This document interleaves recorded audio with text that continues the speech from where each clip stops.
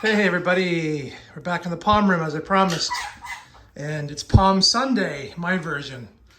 So what I wanted to kind of talk to you guys today about is some of the things that happen to the palms between being outside for the summer and then inside in the wintertime. So we don't have real sunlight. Well, we do have some sunlight that comes in, but not enough. We do have these plant lights, which probably need to be replaced this year. But okay, so what was I getting at here? All right, so they grow, they do not stretch, and they grow very lush outside in sun and in heat.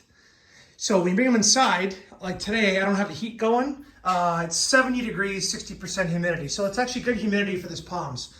So what happens is this. As soon as you bring them in and you put them in this room and you don't have that direct sunlight anymore and the conditions change, two things happen. The first thing that happens is actually more than two.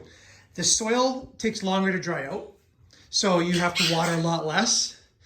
I only water now, with all my experience. These big guys get once a month. Once a month. That's it. Once a week is way too much. You'd probably kill them. Second thing is the fronds that are underneath the canopy will pretty much die off very quickly. The biggest example of that is Mr. Foxtail, who is not here. The first week you take him out of direct sun and bring him inside, he has a frond die right away, and he's done that 3 years in a row. So it's very normal for him to do that. So these foxtails here, these are my babies.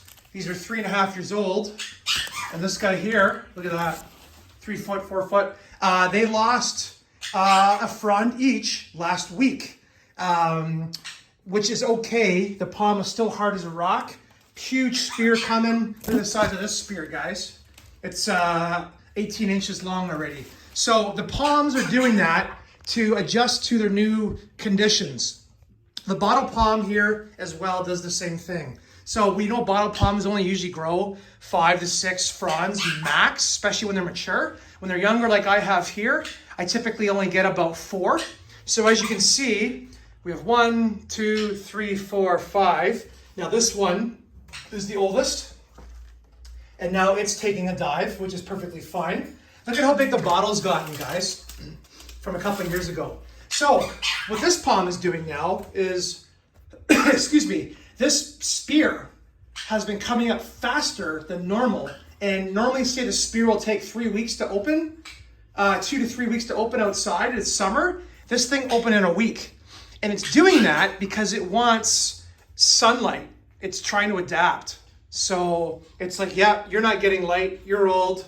I'll use up all your nutrients. That's why you don't cut these things off early, guys. Let the palm suck all the nutrients and all the sugars it can until that thing basically almost falls off. Especially in the wintertime. You want to take care of it. My old man palm, same thing. It was slow for the first year. Look at this. I got to spray it too. Look, it's got mites. It's got scale too. So this thing is flying now. Like, well, for an old man palm. So the palms now are adjusting to the conditions. They're putting fronds up to grab the light, and they're happy. Just don't overwater them.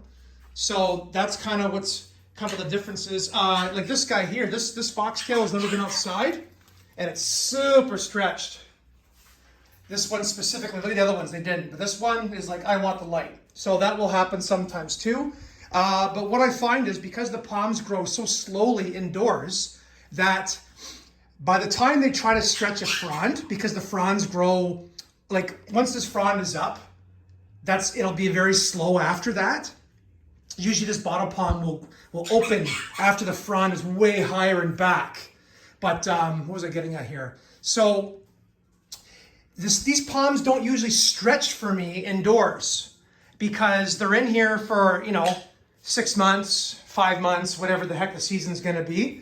And then they're back outside again in the full sun. So as you can tell, like this Bismarckia nobilis here, the old man, the bottle, they all look very proportional to how they should be. The Christmas palms, these Christmas palms, Adonidium rilii, they were super stretched when I bought them because down in Florida, they grow them under shade so that they have a lot more foliage for the people up north, right? You want to have that tropical look.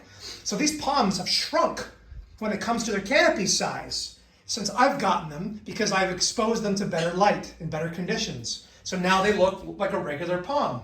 So that is this week's Lindor palm kind of review lesson. Hope you enjoyed it. Oh yeah, and the Thrinax radiata. Don't forget the Florida thatch palm. Same thing. Look at that. Except this guy doesn't care about the indoor conditions. It has not lost a frond. Look at that. Absolutely beautiful. Okay, guys. Talk to you soon.